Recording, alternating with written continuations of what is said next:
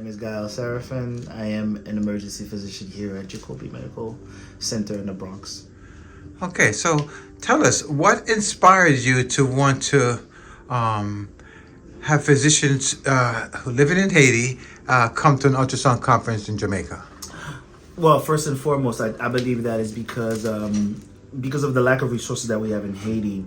I think we're kind of behind a little bit compared to the rest of the world, and with such an initiative that that the Jaja Foundation is providing in Jamaica, where physicians in Jamaica and also in Mexico and also Cuba can go there. I just figured, why not the Haitians, especially because we're pretty much in the same vicinity when we're thinking about the Caribbean. And I think that for me, because I'm Haitian, it was much easier for me to just reach out to a couple of colleagues of mine that that still active in Haiti. They pretty much came here, as third years and second years in their residency, switched over. It was much easier for me to actually be able to talk to them and figure out who are the actual players that would benefit from this, especially doctors who are still living in Haiti.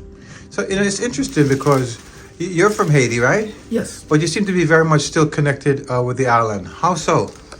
The thing is, I grew up in Haiti, right? Unlike. Oh, really? Where in Haiti are you from? I grew up in Port-au-Prince, Okay. Delma, Port-au-Prince. Okay. So, you gotta understand. I spent, sure. I mean, I grew up in Haiti since I was a child, but I spent, very a lot of crucial years in Haiti. I'm talking about from 1998 to 2004.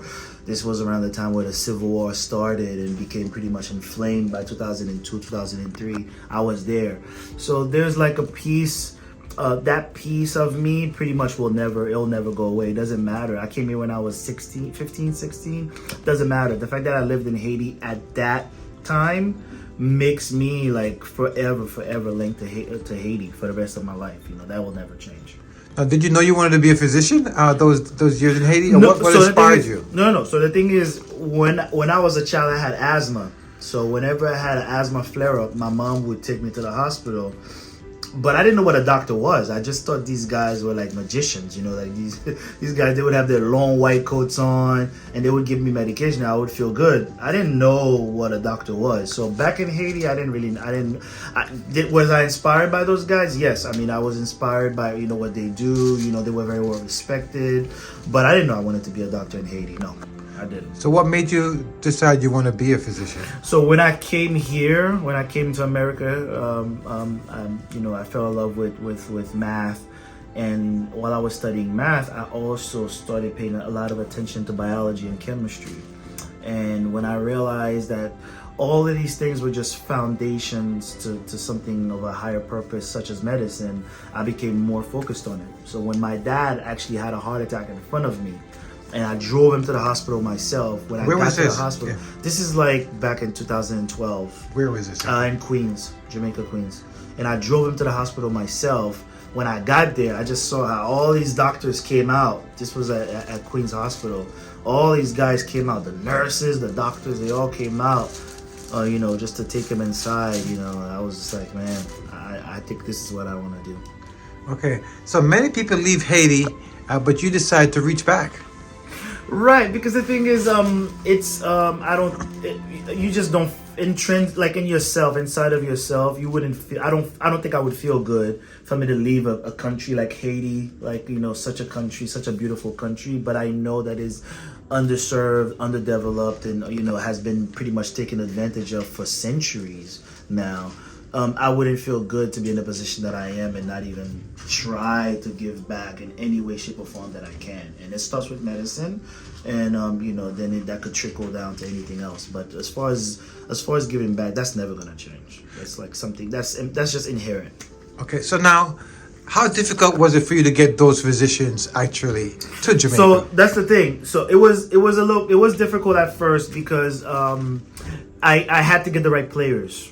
I couldn't just pick anybody. I had to pick the right people that I felt like would be a match to this event. When you say players, you mean physicians? Physicians. Like what I mean by that is, sometimes there's a lot of doctors, but if they're like involved with other projects, they might be involved with something else. They're not interested in ultrasound. There's like physicians who might be interested in ultrasound, but giving them this seminar or being part of this conference, the knowledge that they get, it's not necessarily going to disseminate to where it has to disseminate. You get what I'm saying? So to me, that was very crucial. That was very important. So I had to ask around and figure out, okay, who's doing what right now, and if they would actually go to this conference with Dr. Dixon, how is that going to benefit certain areas and certain facilities and certain hospitals in Haiti? That was the most important thing, and I was able to do it with a very good friend of mine who's at Barnabas, Wilner. He's an IM doctor. Actually, he left Haiti. He was studying emergency medicine. He went to Mexico, but then he came to the United States. He didn't pursue the EM track anymore. He decided to do IM. What's IM, doctor? Internal medicine. Okay, thank you. Okay. So, speaking with him, I got a chance to get to know a couple of other gentlemen, who were actually involved in clinics in Port-au-Prince, especially around the Croix-des-Bouquets area. And these are like hospitals that are currently active right now, Croix-des-Bouquets and Pétionville. And I just thought that these were the right guys, because I just feel like they'll get the information and they'll bring it back, as opposed to other doctors that they might get the information, but they might not necessarily share it back or even have time to bring it back. So did you know some of these physicians or Dr. Wilner? I knew one of them, but the other two, Wilner introduced them to me. So Wilner kind of selected them. They knew the mission. Me. Yeah. I kind of told him, hey, this is what I need. This is what we need, and this is what we feel like is important. And he understood, which was very important. He understood right away that. What we were trying to do, and what we're doing is just the beginning. It's just the beginning, because what's going to happen is that as years go by and the Jaja Foundation keeps going back to Jamaica to hold these conferences, then it could disseminate into Haiti.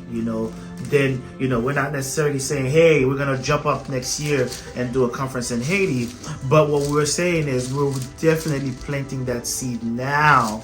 That way, if we actually need to actually have like a seminar or a conference in Haiti at some point, we know that we have we have that footprint. That footprint. Yeah. Okay. Yeah. Now visas. How difficult was it to get these visas? Difficult. It took like a couple of months. How so? Because they actually had to go to the embassy and fill out papers. Embassy in Haiti? No, well, they got papers from, because these guys, by the time we had reached out to them, they were in Haiti, but by the grace of God, they pretty much had traveled to Mexico. So they had to leave because of exactly unsettling behaviors in the island. They had to leave. Yeah, and that's how it kind of worked out for them. But because they're still active in Haiti, that kind of helped out the mission. Okay, now it's interesting because the doctors that were selected, they actually trained in Cuba.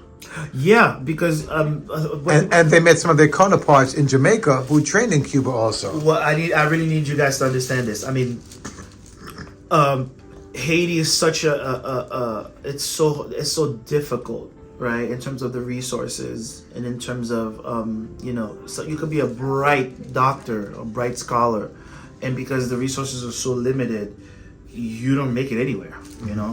So you have no choice but sometimes to leave Haiti, to go to Puerto Rico, to go to Colombia, to go to Cuba. Some doctors even go to Dominican Republic, even though there's a lot of tension between Dominicans and Haitians. But a lot of scholars, not just doctors, a lot of scholars, they leave Haiti, they go to Dominican Republic, they go to Cuba to actually study furthermore and pursue their studies. And that happened with these doctors. They went to Cuba because that's the next best option for them. So yeah, these guys actually traveled to Cuba, and they actually, they were involved in, even me, I've been to Cuba.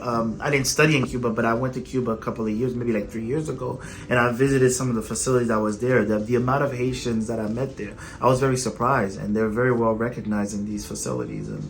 I'm not surprised at all when I heard that these guys were in Cuba for a stint of time. And what's even amazing is that sometimes they'll travel. They'll go to Cuba, spend some time there, and then maybe they'll do a fellowship in Mexico. These guys are not afraid to bounce around in pursuit of what they really want at the end of the day, which is to just become a great physician and be well rounded. And I think the ultrasound conference really is going to add a dimension to who they are, because it's good. It's very easy to get the theory, very easy to know the things, but when you get the practicality by going to the conference and then you're using the handheld ultrasound, my God, I mean, come on. That's like going from here all the way there. It's a whole different dimension. I know they're grateful, and I know they're very super appreciative of the fact that they got to experience that and also receive that gift.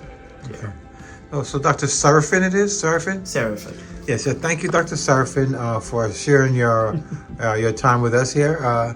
And on behalf of the Jaja Foundation, thank you for the efforts that you put into making sure not just that the physicians got their visas, but you made sure they got to Haiti, and you also made sure that we selected physicians who would give back to those who are less fortunate there in Haiti, and for that we were very grateful to you forever.